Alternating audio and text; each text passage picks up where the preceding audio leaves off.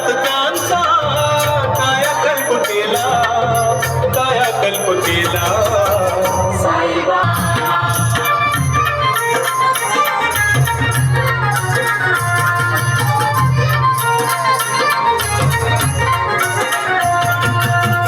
दारोदार भिक्षा करी अनाथांची जीवा पाड रक्षा स्वतः मागुनिया दारोदार भिक्षा करी अनाथांची जीवा सेवाचा करीला